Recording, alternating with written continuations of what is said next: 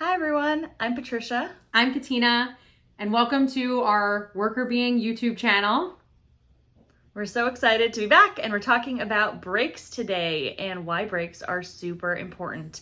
I have to admit, I'm guilty of not taking enough breaks and blocking my calendar appropriately, so this is a good reminder for myself as well.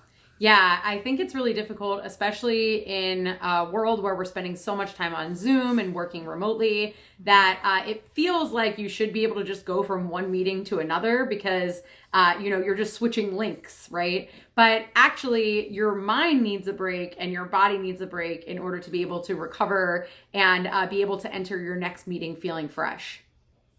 Yeah, so there's actually a lot of research around breaks and how important they can be for our exhaustion levels and, reducing burnout, all those good things that we care about. And it doesn't have to be a long break. So that's another thing that I think is really important. There's some research around like 15-minute breaks, but there's also research around like even just a 2-minute break, like taking a couple of seconds to just disconnect from whatever you're doing, get a glass of water. I don't know, like I think one of the studies that we looked at had talked about like watching a funny YouTube video.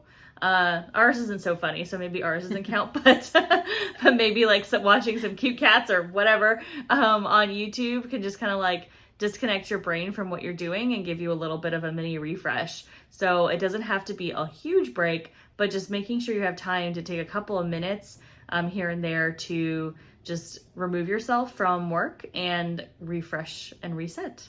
Yeah, it's funny because I think that a lot of times employers and employees think that taking a break is going to make you less effective, right? So you're taking time away from the job, you're taking time, even like the example that you used of watching a funny YouTube video, right? Like if your employer saw you doing that, they might say that's a waste of time. And we're not trying to say that you should watch YouTube videos all day, but the idea that your mind needs a little bit of a reset, even for 2 minutes, 5 minutes, trying to figure out how you can ensure that you're actually giving your brain time to rest and recuperate before you enter into your next meeting is really, really important. So it might seem like wasted time, but the research shows that taking a little break is actually really helpful for you. So the next time you feel like you're maybe being overly, you're overly accounting for your wellness by marking off a little 5-minute break or a 10-minute break in between your meetings, you're not.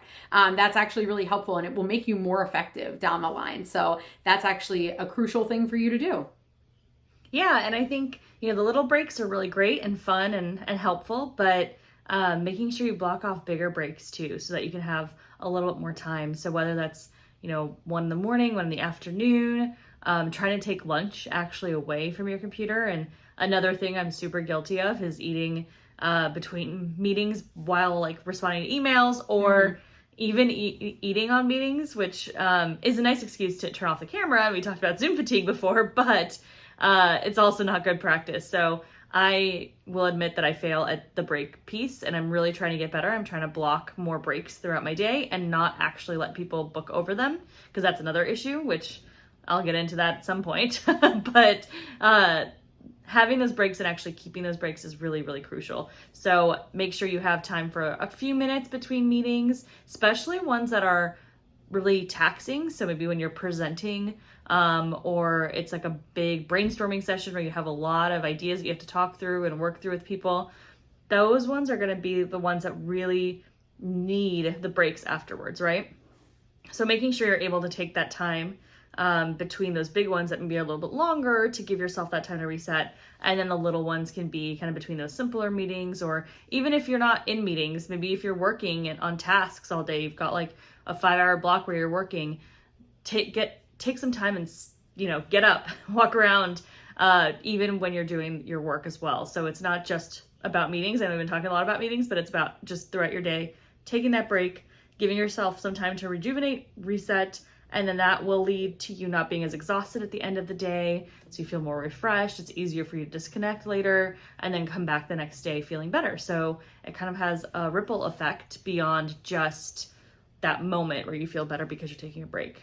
Yeah. So our tip for you based on the research on breaks is to look at your week upcoming and try to, on each day, just block off a period of time where either you're taking a longer break, like to eat, or shorter breaks to make sure that you're replenishing, and then hold those. So for your upcoming week, take a look at your calendar and try to build those breaks in, because it will help you to have a better, more effective and efficient week, but it will also help you to feel better. So I guess that's our tip around breaks for the week.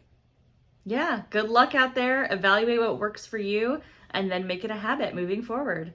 Thanks for watching.